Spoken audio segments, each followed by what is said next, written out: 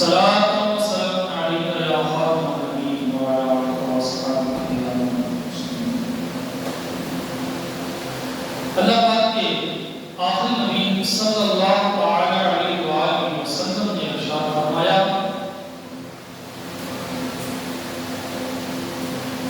جو شخص روزانہ مجھ پر کثرت سے درود شریف پڑھے گا اللہ پاک اس پر رحمتیں اور برکتیں نازل فرمائے گا. صلو علی الحبیب صلی اللہ علی محمد صلی اللہ علیہ وسلم. صلاۃ و سلام علیک یا سیدی یا رسول اللہ وعلی آلک و اصحابک یا خاتم النبیین.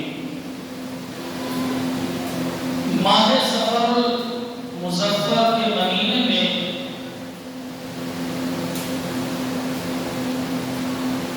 بزرگان دین کے عرس منائے جاتے ہیں جن میں سب سے بڑا نام جس ولی کا دنیا اس کو حضور داتا گنج بخش علی حجویری رحمۃ اللہ تعالی علیہ کہتی ہے. ماہ سفر میں 19 سفر مظفر کو لاہور میں داتا دربار کے اندر یہ عاشقان داتا عاشقان رسول یہ بڑی دھوم دھام اور جوش و خروش سے حضور داتا گنج بخش علی حجویری رحمۃ اللہ تعالی علیہ کے ایصال ثواب کی محافل انعقاد کرتے ہیں. اسی سفر کے مہینے میں میرے اعلیٰ حضرت امام اہل سنت قاطع نجدیت الشاہ الحافظ القاری عظیم المرتبت امام احمد رضا خان فاضل بریلی رحمۃ اللہ تعالی علیہ کا بھی عرس منایا جاتا ہے. آج اسی طرح اس سفر المظفر کے مہینے میں پیر مہر علی شاہ رحمۃ اللہ تعالی علیہ کا بھی عرس منایا جاتا ہے. یہ تینوں حضرات کا عرس اس ماہ سفر المظفر کے مقدس مہینے میں منایا جاتا ہے. اب سیرت کس کی بیان کی جائے کہ داتا حضور علیہ رحمہ کی سیرت، آپ کا کردار، آپ کا اخلاق، آپ کا عبادت کا معاملہ کس کس چیز پر بات کی جائے اور امت پر جو آپ کے احسان ہے وہ بھی اپنی جگہ. اسی طرح اعلیٰ حضرت امام اہل سنت، اسی طرح پیر مہر علی شاہ رحمۃ اللہ تعالی علیہ. اللہ اکبر. یہ وہ بزرگان دین ہیں کہ جن کے نظریات اور عقائد کی برکت سے آج ہم اپنے آپ کو سنی کہتے ہیں. انہوں نے وہ نظریات اور وہ عقائد دیے ہیں کہ کوئی بدبخت منافق ہمارے قریب بھی نہیں بڑھ سکتا. آج ہمیں ان کی سیرت کو پڑھنے کی ضرورت ہے. آج ہمیں ان کی سیرت اپنانے کی ضرورت ہے. اللہ اکبر. بہرحال میں نے آپ کے سامنے ایک قرآن کی آیت کا ایک جز تلاوت فرمایا. اللہ قرآن میں فرماتا ہے الا ان اولیاء اللہ متقون، کہ یہ جو ولی ہوتے ہیں یہ تقویٰ اور پرہیزگار ہوتے ہیں. یعنی اللہ کے بندوں میں سے کچھ بندوں کو اللہ تعالیٰ اپنا قرب خاص عطا فرماتا ہے، یعنی اپنا ولی بناتا ہے، اپنا دوست بناتا ہے. تو پھر اس کے اندر ایک ایسا وصف، ایسی صلاحیت اللہ ڈال دیتا ہے کہ اس صلاحیت کی وجہ سے، اس کوالٹی کی وجہ سے وہ اللہ کے ولی پہچانے جاتے ہیں. اور وہ صلاحیت کیا ہے؟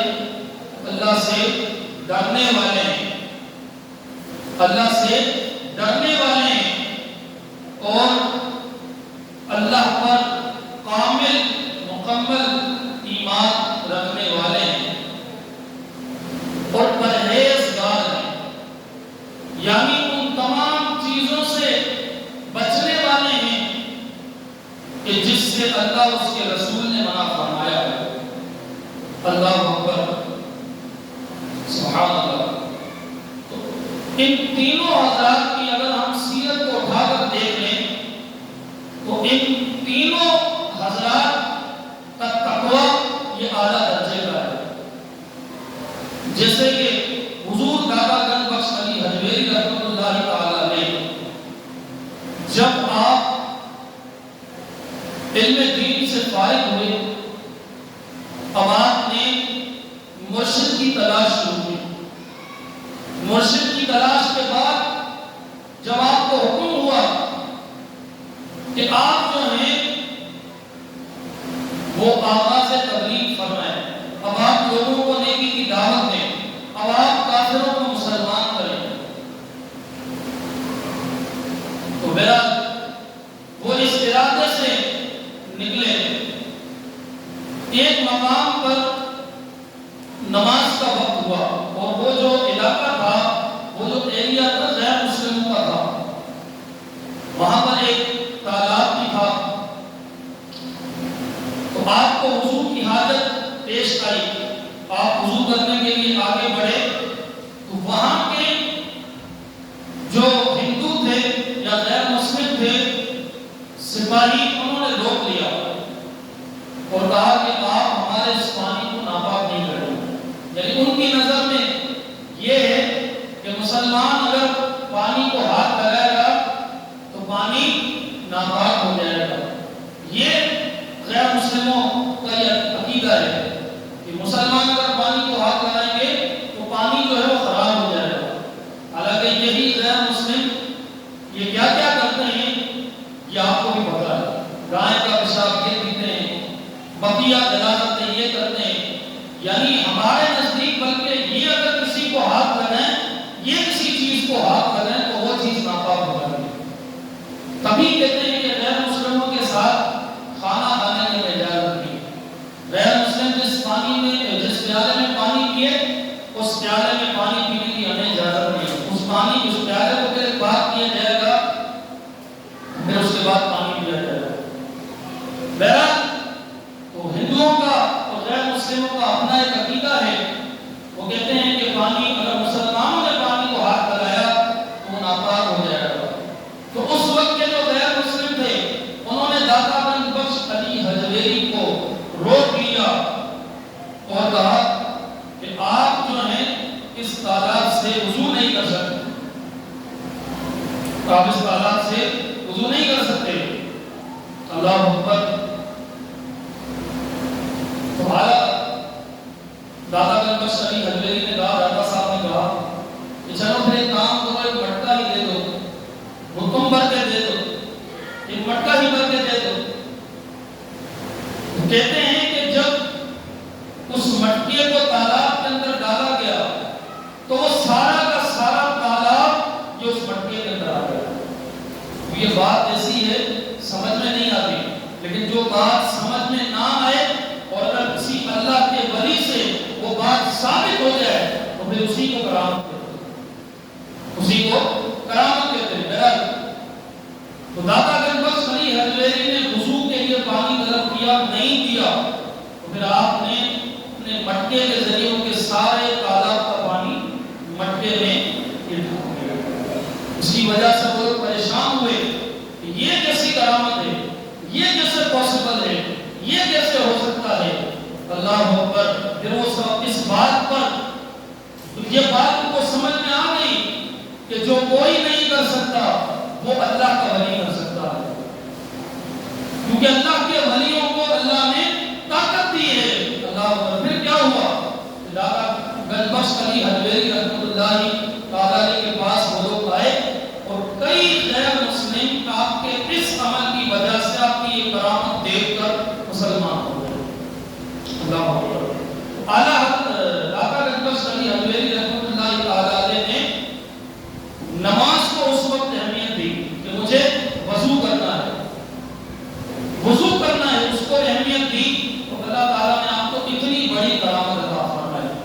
کہ آپ متقین کی صفات کے اندر شامل ہیں، آپ اہل تقوی میں شامل ہیں۔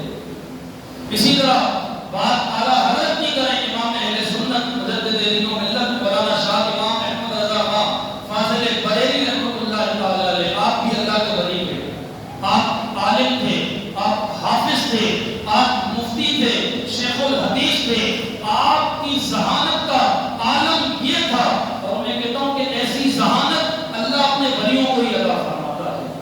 بھائی ہم تو بیان سنتے ہیں، 10 منٹ کے بعد ہم سے پوچھا جائے کہ کیا بیان ہوا تھا تو شاید ہم نہیں بتا پائیں۔ اگر ہمارے سامنے 10 مرتبہ ایک حدیث بیان کی جائے تو 10 منٹ کے بعد ہم سے پوچھا جائے بھائی کون سی حدیث بیان ہوئی، ہم نہیں بتا پائیں گے۔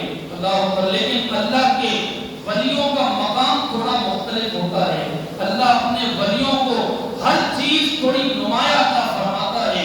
تو اعلیٰ حضرت امام اہل سنت کے اندر ایک تو تقویٰ تھا، اور آپ کی ذہانت ایسی تھی کہ اعلیٰ حضرت امام اہل سنت اگر کوئی کتاب ایک مرتبہ پڑھ لیتے، کوئی کتاب ایک مرتبہ پڑھ لیتے، چاہے وہ کتنے ہی صفحات پر مشتمل ہوتی، اور آپ دیکھیں کئی کتابیں ایسی ہیں کہ جو جلدوں پر بھی مشتمل ہے، اور ان کے اندر کسی کے اندر 1000 صفحات ہوتے ہیں، کسی کے اندر 1200 صفحات ہوتے ہیں۔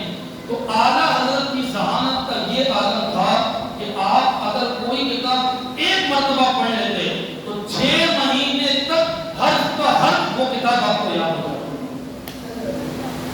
اور فرماتے ہیں کہ 6 مہینے تک تو یہ ہوتا تھا، اور پھر بعد میں 6 مہینے کے بعد ایسا ہوتا تھا کہ اگر کوئی سوال پوچھتا تھا تو اعلیٰ حضرت فرماتے تھے کہ یہ فلاں کتاب کے فلاں پیش کریں۔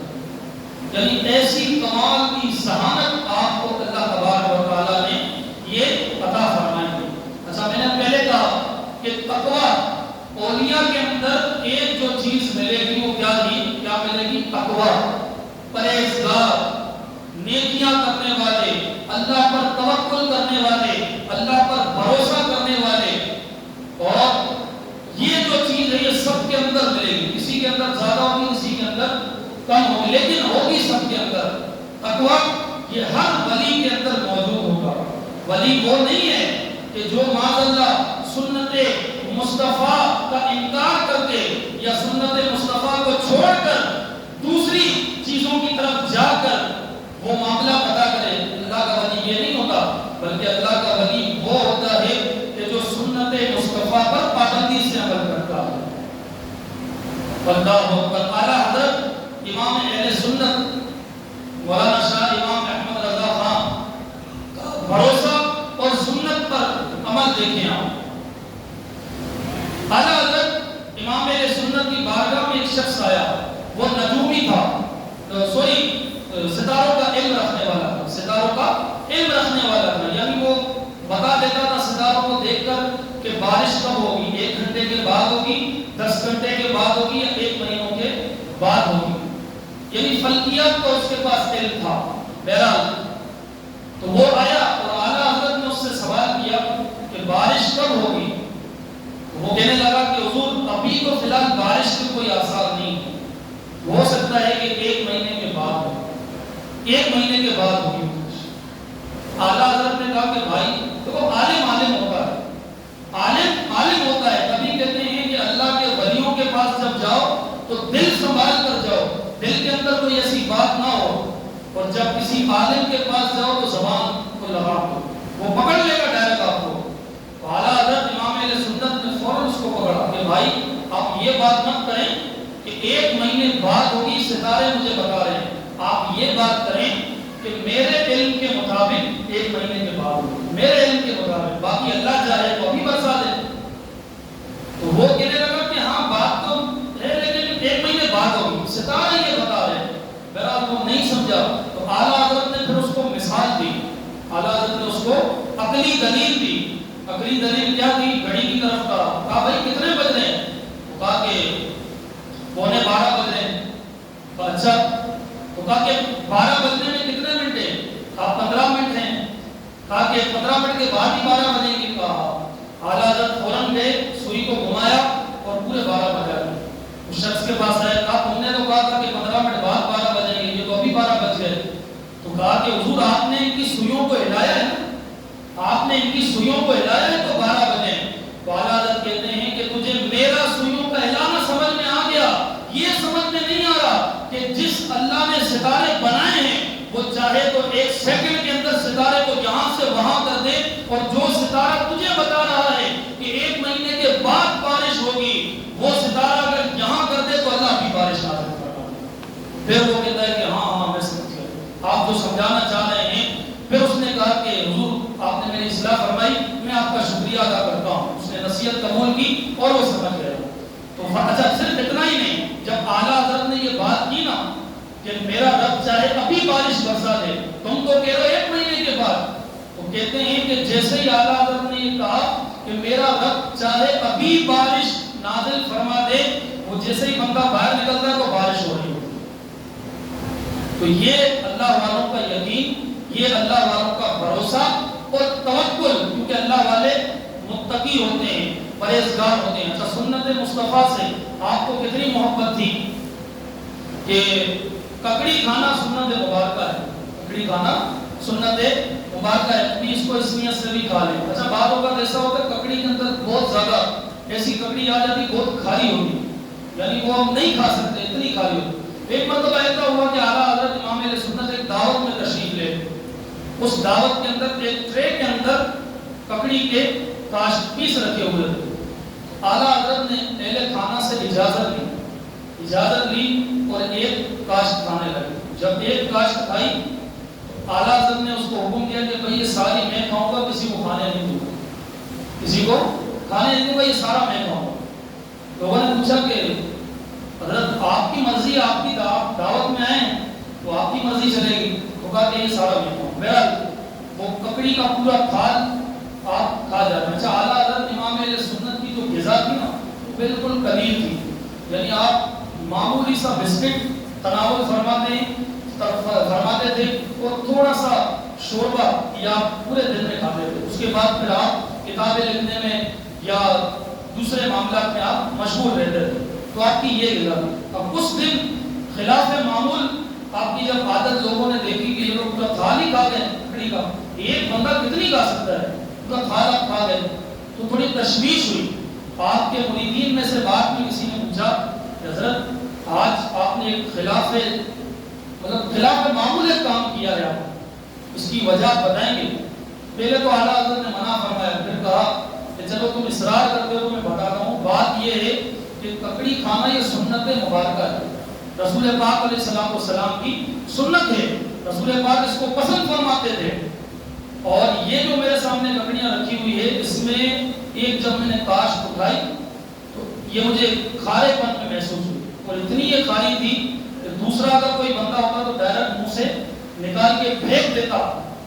تو کہا کہ مجھے یہ شبہ ہوا کہ اگر یہ ککڑیاں کسی کے پاس گئی اور اس نے وہ کھائی اور اس کو کھارا پن محسوس ہوا اور اس نے تھو تھو کر کے نکال دیا، تو کہا کہ مجھے حیا آتی ہے کہ میری موجودگی میں کوئی سنت مصطفیٰ پر وضو کرے۔ کہا مجھے یہ حیا آتی ہے، کہا کہ کوئی نہ کوئی تو ایسا ہوگا کہ جو اس طرح کا معاملہ کرے، اس کو پتہ نہیں ہوگا کہ یہ سنت رسول کھانا۔ تو کہا کہ اس وجہ سے میں نے یہ ساری کھا لی تاکہ سنت بھی ادا ہو جائے اور مجھے ثواب بھی مل جائے اور سنت کی حفاظت بھی ہو جائے۔